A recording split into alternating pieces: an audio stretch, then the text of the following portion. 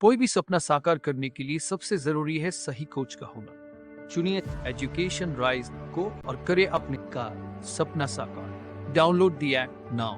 Hello everyone, welcome to education rise. दोस्तों, हम पढ़ रहे हैं रीट 2022 के लिए सामाजिक विज्ञान का कंप्लीट जो कोर्स है आपका उसको करवा रहे हैं। और इसमें हम फिलहाल पढ़ रहे हैं क्लास 8th की जो सामाजिक विज्ञान की किताब है। इसमें हमने पिछला जो वीडियो था हमारा उसको हम कंटिन्यू करेंगे। और वहाँ हमने पढ़ लिया था जोधपुर में जो उत्तराधिकार संघर्ष हुआ था, मराठों ने उसमें हस्तक्षेप किया था, वहाँ तक हम पढ़ चुके हैं। और ये नेक्स्ट वीडियो है, सेकंड वीडियो जो है, इसमें हम कंटिन्यू करेंगे मेवाड़ में उत्तराधिकार संघर्ष।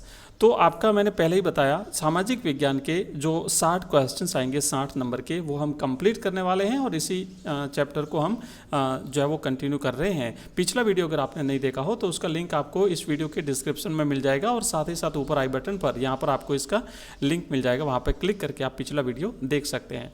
तो हम डिटेल स्टडी कर रहे हैं। डिटेल स्टडी एक बार अगर आपने कर रखी है तो आप उसके बाद में आपको जो MCQs हैं वो इजीली आसानी से याद हो जाते हैं। वन लाइनर क्वेश्चंस आपका इजीली जो है वो याद हो जाते हैं। आइए देखते हैं मेवाड़ में उत्तराधिकार संघर्ष। तो 1761 ईस्वी में महाराणा राज सिंह द्वितीय की मृत्यु होने से अरि सिंह को मेवाड़ के राज सिंहासन पर बैठा दिया गया। इसके कुछ समय बाद मेवाड़ गद्दी में भी दो दावेदार हो गए, एक अरि सिंह और दूसरे रतन सिंह। दोनों ने मराठों से सहायता प्राप्त करने के प्रयास किए। फलस्वरूप गृह युद्ध में मराठा हस्तक्षेप होने लगा, जिससे मेवाड़ की सामाजिक, सांस्कृतिक, आर्थिक और राजनीतिक प्रगति के मार्ग अवरुद्ध हो गए। तो हमने देखा कि जहाँ पर भी आपसी जो संघर्ष होता है ना, घर में ही जब कलह पैदा हो जाती है तो दूसरे को हस्तक्षेप करने का मौका मिल जाता है। और मेवाड़ में भी ऐसा ही हुआ। मराठे इसी ताक में थे और जैसे ही आपसी विवाद शुरू हुआ तो मराठों ने हस्तक्षेप करना शुरू कर दिया और जिसके कई दुष्परिणाम हुए। सामाजिक, सांस्कृतिक, आर्थिक, राजनीतिक आदि क्षेत्रों में जो है वो यहाँ पर प्रगति अवरुद्ध हो गई।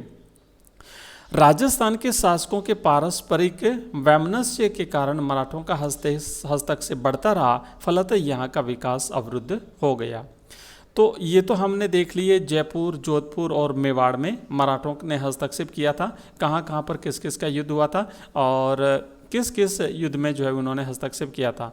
मेवाड़ में आपको याद रखना, अगर पूछा जाता है कि सबसे पहले मराठों ने हस्तक्षेप कब किया था, तो यहाँ पर जब महाराणा राज सिंह द्वितीय की मृत्यु हुई तो उनकी मृत्यु के बाद में अरि सिंह और साथ ही साथ दूसरे जो थे रतन सिंह, इन दोनों का जो झगड़ा था इसमें मराठों ने हस्तक्षेप किया था।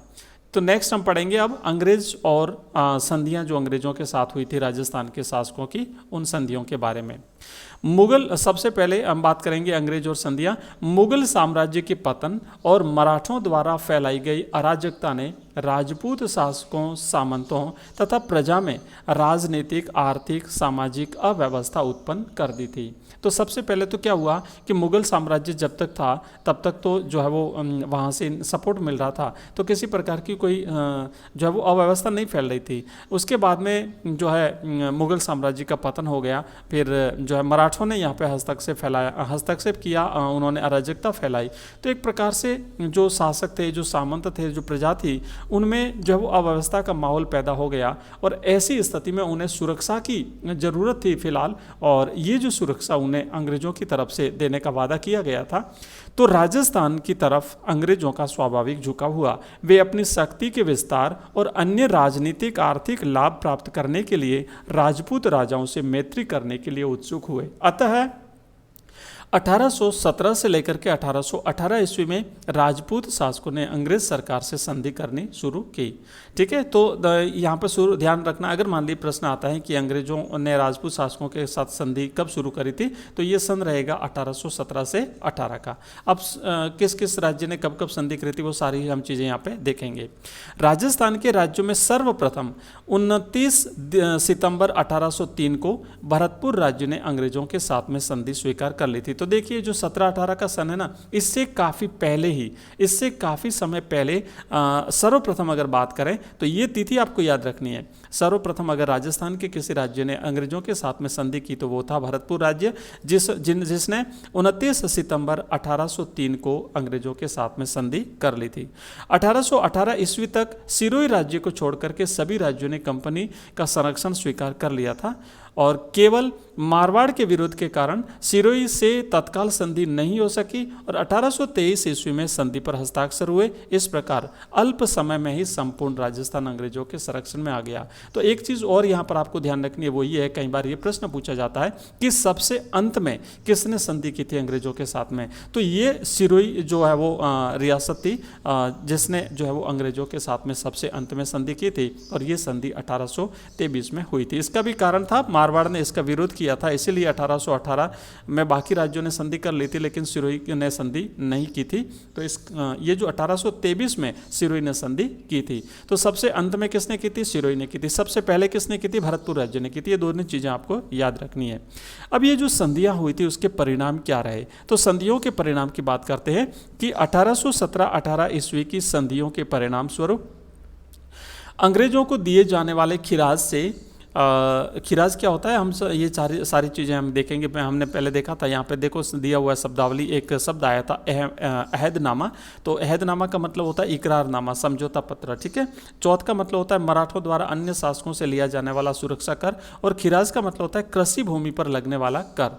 छोटे छोटे प्रश्न यहाँ से बन सकते हैं कई बार कि चौथ क्या होता है, मराठे चौथ वसूल करते थे, क्या मतलब है चौथ का, खिराज क्या होता है। तो कृषि भूमि पर लगने वाला जो कर था वो खिराज कहलाता था।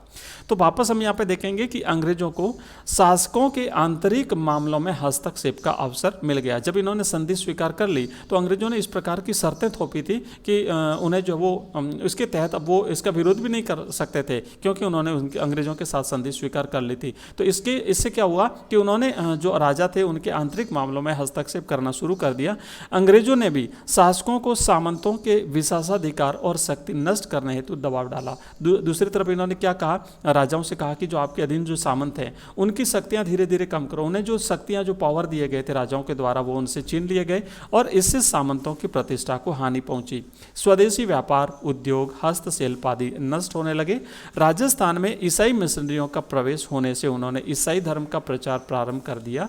इसकी जनसाधारण में तीव्र प्रतिक्रिया हुई जो आगे चलकर 1857 के स्वतंत्रता संग्राम में परिवर्तित हो गई। तो ये परिणाम हुए संधियों के कि राजाओं शासकों की जो आंतरिक मामले थे उसमें अंग्रेजों ने हस्तक्षेप करना शुरू कर दिया और जो सामंत थे उनकी शक्तियां नष्ट कर दी गई या कम कर दी गई।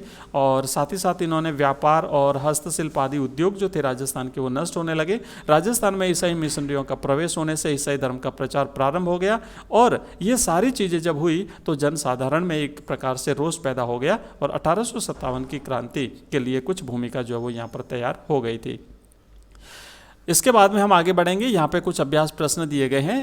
यहाँ पे अभ्यास प्रश्न जो है आप लोग देख लीजिएगा क्योंकि हम डिटेल स्टडी कर चुके हैं और जब हमारा ये चैप्टर, ये पूरी बुक जब कंप्लीट हो जाएगी तो ये सारे के सारे क्वेश्चन हम एक साथ ले लेंगे, ठीक है।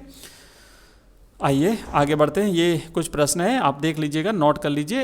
इसका अभ्यास हम करेंगे जब चैप्टर कंप्लीट होगा तो सारे के सारे क्वेश्चन हम एक साथ लेंगे। अब हम शुरू करेंगे अध्याय दूसरा, 1857 का स्वतंत्रता संग्राम और राजस्थान। काफ़ी इंपॉर्टेंट टॉपिक है, आपके सिलेबस में स्पष्ट रूप से ये चैप्टर दिया हुआ है तो यहाँ से क्वेश्चन बनने की पूरी संभावना रहेगी। तो इस चैप्टर को हम नेक्स्ट वीडियो में लेते हैं, पूरा का पूरा चैप्टर एक साथ लेते हैं। फिर मिलते हैं जल्दी ही।